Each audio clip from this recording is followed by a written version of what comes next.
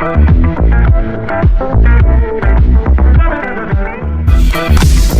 this'll be fun.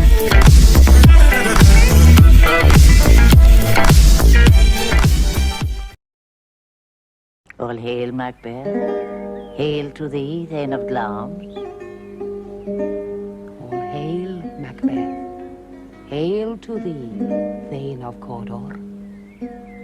All hail, Macbeth, that shalt be king hereafter.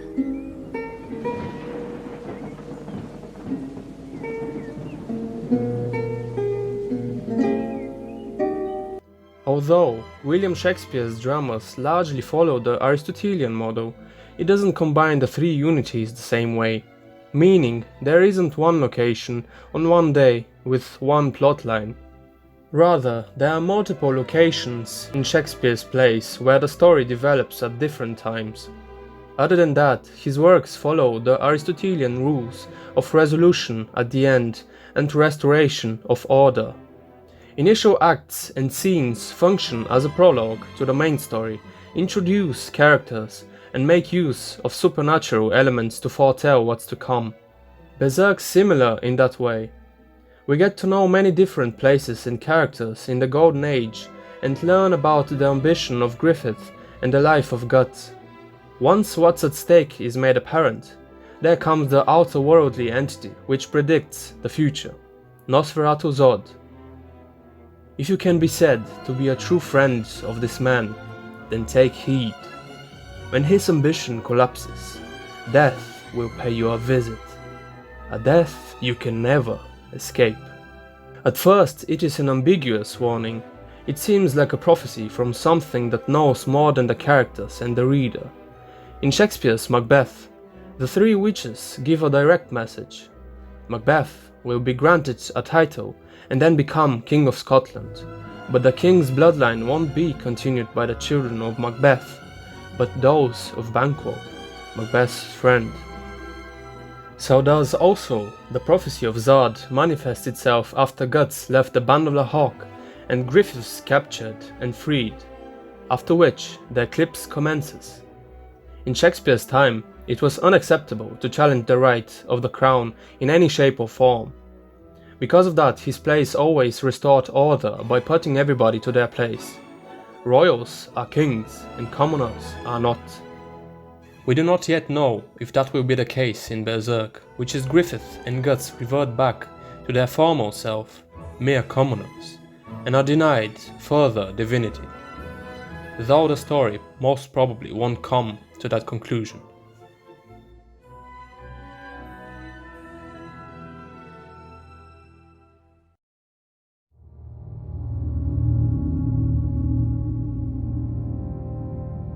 Shakespeare often made use of the Aristotelian tragic hero. They are noble protagonists, but flawed, who make a grave error in judgment that bring about their own downfall. This process is called Hamartia. Macbeth is a great and strong warrior who is overcome by the need of power and ever-growing insecurity. Othello is an extraordinary man and warrior, but kills his wife believing his friends' lies about her. Hamlet is the Prince of Denmark and has enormous potential of being a great king, but succumbs to his own isolation and antics after the death of his father.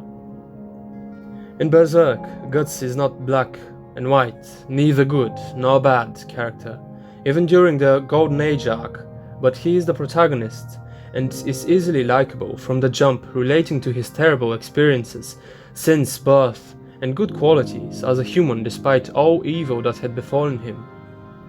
His flaws is that there is no purpose in his life and his fighting. Guts feels dependent, yet he only travels from group to group, never finding that purpose, until he joined the Band of the Hawk. There, a deeper connection was built with the members and the leader. Still, Guts wanted to wander away and find meaning. That is the fatal flaw of Guts, when he forced himself out of the grip of a jealous and possessive human Griffith. As all humans, Guts has the right to choose his own path and be the hero of his story. But his decision came at the wrong time, which made him and all surrounding characters tragic It is in itself a tragic event to have lived for a prolonged time together, and to have had each other's backs through thick and thin, yet dissolve it in a moment, without having properly talked beforehand.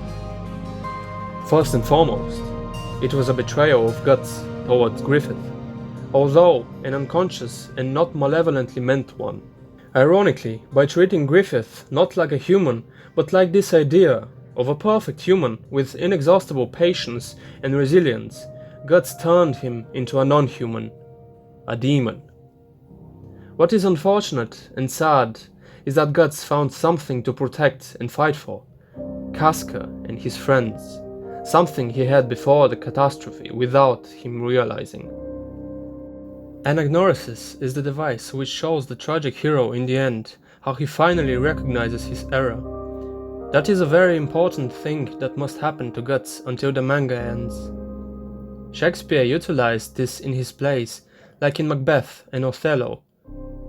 Macbeth realizes that he is a murderer of kings and friends.